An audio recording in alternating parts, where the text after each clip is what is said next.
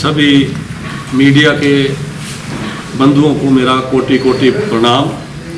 मेरे साथ यहाँ ब्लॉक के प्रधान तथा गद्दी कल्याण बोर्ड के मेंबर श्री देवराज जी, पांगी ब्रह्मौर यूथ कांग्रेस के प्रेसिडेंट श्री हितेश जरियाल जी, किलोड़ के प्रधान लक्ष्याराम जी, गांड के प्रधान श्री काकूराम जी, राड़ी के प्रधान सैवी जी तथा यहाँ गुजर कल्याण बोर्ड के सदस्य श्री लतीफ़ जी के साथ साथ सभी यहाँ जो मेरे साथ यहाँ मेरे सहयोगी यहाँ मौजूद हैं। मैं यहाँ आप सभी का हार्दिक अभिनंदन करता हूँ आज की इस प्रेस वार्ता में। आज की प्रेस वार्ता का मुख्य कारण आयोजित करने का मैं आपको बता दूँ, परसों यानी 4 नवंबर 2025 को मैं अधिशासी अभियंता ब्रह्मौर मंडल लोक निर्माण विभाग के कार्यालय में गया था और वहाँ पर मेरे साथ बहुत सारे डेलीगेशन गए थे। लगभग 1 से 125 लोग वहाँ गए थे।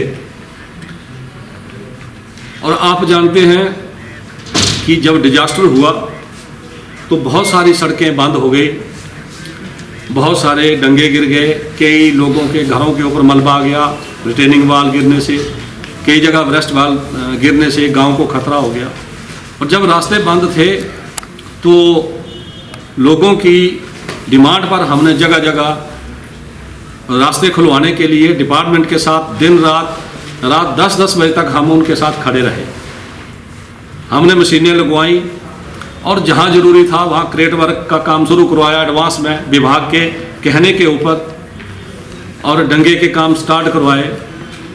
तो जब मैं ब्रह्मौर गया लोक निर्माण विभाग के कार्यालय में, मैंने उनसे पूछा कि जो डिजास्टर के टाइम हम लोगों ने मशीनें लगवाई थी और क्रेट वर्क या जो ज़रूरी रिपेयर का काम था, क्या उसके टेंडर आयोजित हो गए हैं या नहीं, क्योंकि उन लोगों को भी पैसा लेना है जिन्होंने आपदा में दिन रात काम किया।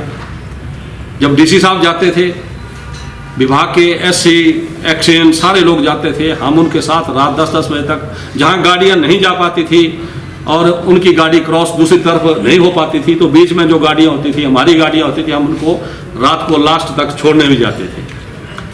तो जब मैं वहां गया तो मैंने ये पाया कि उन्होंने टेंडर तो किए, लेकिन आपदा में जो काम किए गए थे उनके बहुत सारे टेंडर अभी होने को थे। उस बारे में जब ये बातचीत हो रही थी, मुझे बड़ा इस बात का दुख हुआ कि मीडिया जो है हमारा चौथा स्तंभ है, और आजकल सोशल मीडिया पे एक बाढ़ सी आ गई है। बहुत सारे ऐसे चैनल हैं, ना जाने वो पंजीकृत हैं या नहीं, मैं नहीं जानता। जब मैं ये बातचीत कर रहा था अधिशासी अभियंता के साथ, और मेरी बातचीत मात्र वहीं तक सीमित नहीं थी, एक वहां पे ऐसा केस आया, आपदा के टाइम उनकी जमीन बह गई, वहां कलवर्ट की जरूरत थी, विभाग ने उसकी नहीं सुनी होगी, वो आदमी कोर्ट से लीगल नोटिस दिलाया विभाग को। ये लोग भी उस टाइम मेरे साथ आए थे। मैंने विभाग को ये कहा कि अगर यहाँ नोटिस दे के भी बात नहीं हो रही है तो ये गलत बात है। मैंने उनको कहा कि मैं जो सूची बना रहा हूँ उसमें इसको भी डाल रहा हूँ, इस काम का भी आप टेंडर कीजिए। उनकी काम की डिमांड नहीं थी कि हमें काम दीजिए, मात्र ये डिमांड थी कि ये कलवर्ट होना चाहिए। ये कोर्ट का नोटिस है, आप इसकी कॉपी ले सकते हैं। इसके अलावा जब मैं वहाँ कार्यालय में गया तो मैं अपने साथ एक लेटर लेके गया था। मुख्यमंत्री ग्राम सड़क योजना में मेरे विधानसभा क्षेत्र में जहाँ जहाँ सड़कें नहीं बनी हैं उन सड़कों के लिए मैंने ये लेटर, ये मैंने 2 तारीख को लिखा था और 4 को मैं लेके गया बाई हैंड, और ये मैंने अधिशासी अभियंता को लिखा कि भाई ये जो आपका सालाना शेल्फ जाता है सड़कों का, उसमें इन सड़कों को डाला जाए। ये माननीय मुख्यमंत्री का जो हेड है, मुख्यमंत्री ग्राम सड़क योजना, और विभाग ने उसी दिन ये लेटर एडीएम ब्रह्मौर को, जो मेरा ओरिजिनल लेटर था उसके साथ ये लेटर अपना फॉरवर्डिंग लेटर लगा के ये भी भेज दिया। ऐसे ऐसे बहुत सारे काम थे, और भी सड़कों के काम थे जिनके टेंडर करवाने थे। जहाँ सड़कें नहीं हैं, सड़कों के काम शुरू करवाने थे, ये सड़कें हैं, इनके फॉरेस्ट केस तैयार हैं। इसके लिए भी मैं गया था कि इन सड़कों के टेंडर करवाए जाए। बहुत सारी लंबी सूची थी, बहुत सड़कें माननीय मुख्यमंत्री के आशीर्वाद से 3 वर्षों में लगभग हम 45 सड़कें मंजूर करवा चुके हैं और ये 32 सड़कें हमने मुख्यमंत्री ग्राम सड़क योजना में विभाग को दी है। इस बारे में हम वहां गए थे, लेकिन दुख इस बात का हुआ कि शाम को एक वीडियो डाल दिया गया। पहले वो वीडियो ना जाने किसने किया, मैं नाम ऐसे जब तक मेरे पास सॉलिड प्रूफ नहीं होगा कि वीडियो किसने बनाया, लेकिन मुझे पता है कि किसने बनाया और आगे फॉरवर्ड किसने किया, लेकिन ये जांच का विषय है, जांच में सामने आएगा। एक वीडियो बनाया गया, मैं वहां 2 घंटे मीटिंग की और मात्र 2 बातें मेरी रिकॉर्ड करके कट पेस्ट करके वो वीडियो पहले पंजाब केसरी हिमाचल के चैनल से अपलोड हुआ। उन्होंने जैसा कट पेस्ट किया 2 बातें मेरी उतना ही कट पेस्ट करके उसको चला दिया। कुछ देर के बाद दैनिक सवेरा हिमाचल के चैनल पर सरकार के खिलाफ खबर बना दी कि सुक्खू सरकार की किरकिरी, बरमौर में टेंडर घोटाला आया सामने, एपीएमसी के चेयरमैन टेंडर प्रक्रिया में हुए शामिल, वो कैसे शामिल हो सकते हैं, वो तो गुप्त तरीके से होती है। इस तरह की भ्रामक तथ्यों से परे मेरा पक्ष लिए बिना किसी का भी अगर आप किसी के खिलाफ खबर लगा रहे हैं, सबसे पहले दायित्व बनता है किसी भी अखबार का, चैनल का, कि जिसके खिलाफ आप लिख रहे हैं उसका पक्ष लीजिए। मेरा पक्ष नहीं लिया, विभाग का पक्ष नहीं लिया और एक सुनियोजित षड्यंत्र के तहत, साजिश के तहत सरकार को और मुझे बदनाम करने के लिए ये खबर चला दी।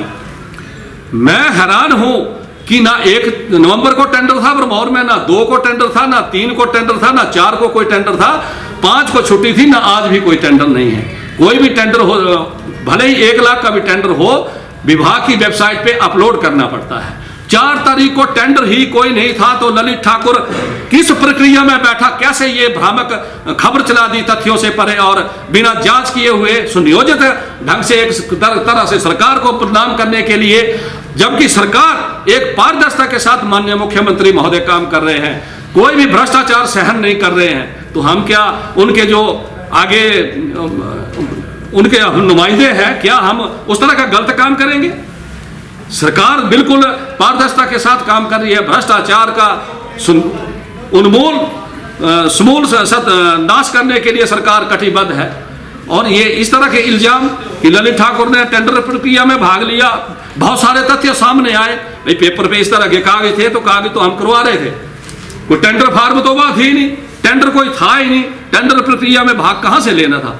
इस तरह की भ्रामक बयानबाजी सरकार को और मुझे विशेष करके जिन लोगों को मेरे से खतरा है, मेरा कारवां माननीय मुख्यमंत्री महोदय के आशीर्वाद से बढ़ता जा रहा है, चाहे पांगी हो चाहे भरमौर हो, जिन लोगों से को मुझे खतरा महसूस होने लगा है कि ये आदमी हमें विधानसभा में हरा सकता है, ऐसे घटिया आदमी इस तरह की ओछी हरकत करके जो काम वहां हुआ नहीं उसका नाम दे करके कर रहे हैं, मैं बिल्कुल भी बर्दाश्त करने के मूड में नहीं हूं। जो हमारी ईमानदारी के साथ सरकार चल रही है और हम ईमानदारी के साथ, कोई एक आदमी नहीं बोल सकता, मेरे क्षेत्र की जनता जानती है और ऊपर वाला परमात्मा जानता है कि हम किस ईमानदारी के साथ काम कर रहे हैं। कोई भी बिना मतलब के साजिश करके बदनाम करने की कोशिश करेगा, मुंह तोड़ जवाब दिया जाएगा। मैं माननीय न्यायालय का आज लीगल नोटिस उस दैनिक सवेरा हिमाचल के चैनल को मेरा नोटिस तैयार हो गया है।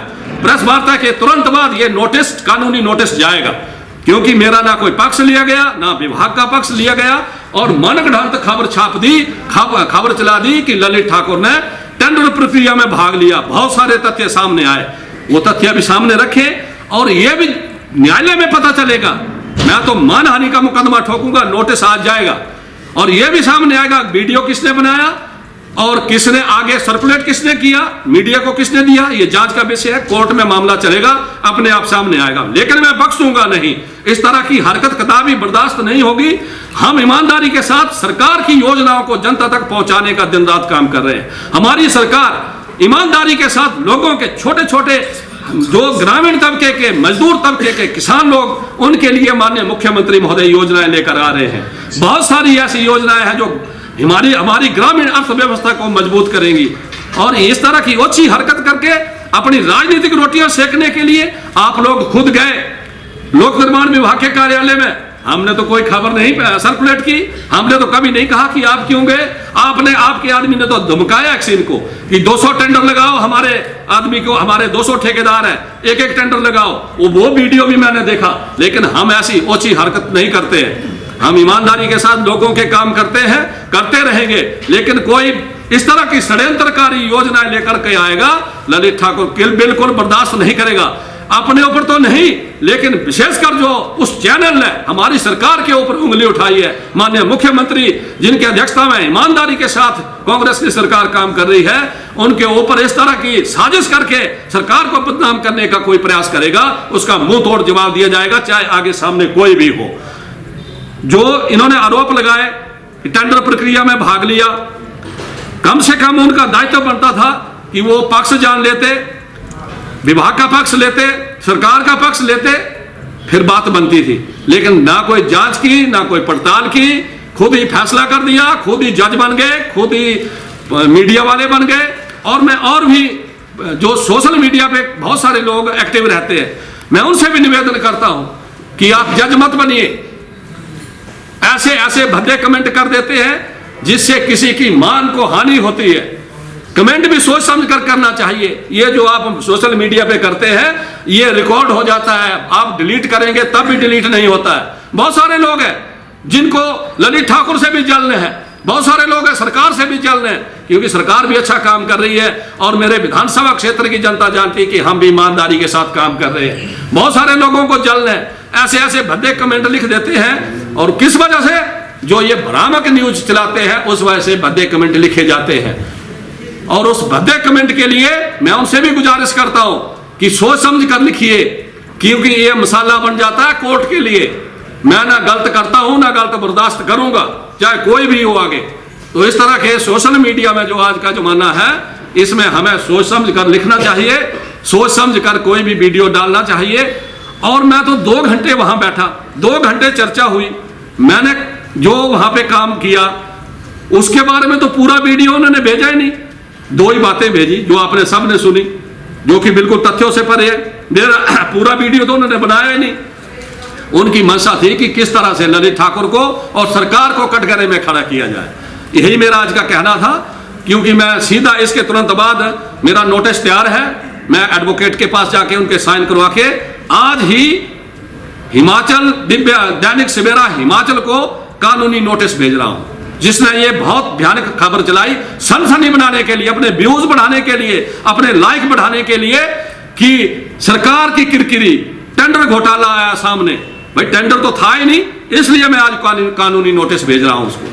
बाकी कोई आपका प्रश्न हो तो आप पूछ सकते हैं। सर, वीडियो में देखा जा सकता है कि आप एक डॉक्यूमेंट सौंप रहे हैं एक्सिन को, उस डॉक्यूमेंट में था क्या, लोग ये जानना चाहते हैं। उस डॉक्यूमेंट की मैं आपको बताऊं, मैंने वहां सड़कों की एक लिस्ट दी है जिनके टेंडर होने हैं। ये मेरे पास डॉक्यूमेंट की कॉपी है। टेंडर लगाने के लिए एक लिस्ट सौंपी मैंने विभाग को कि इन सड़कों के टेंडर लगाए जाएं। दूसरी लिस्ट सौंपी मैंने जो डिजास्टर के टाइम लोगों के काम करवाए हैं एडवांस में। उस टाइम विभाग ने बोला कि फटाफट जहां भी जरूरी लगता है मशीनें लगा दो। रोड तो खोलना था, सड़कें बंद थी। हमारे लोग, मरीज लोग जो थे, उनको चंबा हॉस्पिटल तक पहुंचाने के लिए कई लोगों ने पालकियों का सहारा लिया। तो हमारा प्रयास था, विभाग का प्रयास था कि किसी तरह सड़क को छोटी गाड़ियों के लिए खोल दिया जाए। तो जो जो रोड बंद थे, जिनके हमने काम शुरू करवाए थे, हमने वो लिस्ट सौंपी थी कि इन रोडों के, इन सड़कों के टेंडर लगाए जाए। हमने कोई ठेकेदारों की लिस्ट नहीं दी कि इन ठेकेदारों को टेंडर दो। जो मैंने बात की, मैंने ये कहा कि आप लोगों ने जो गैर जरूरी टेंडर लगाए हैं, पहले आप जो सड़कें डिजास्टर में बंद थी उनके टेंडर लगाओ। अगर आपने ये टेंडर नहीं लगाए तो मैं रद्द करवाऊंगा। मैंने ये बात की है, लेकिन उन्होंने मेरी 2 बातें कट पेस्ट करके आगे सर्कुलेट की है। पूरी बात यह है कि ये जो सड़कें बंद हैं उनके टेंडर करवाए जाए, वो सौंपी मैंने सूची।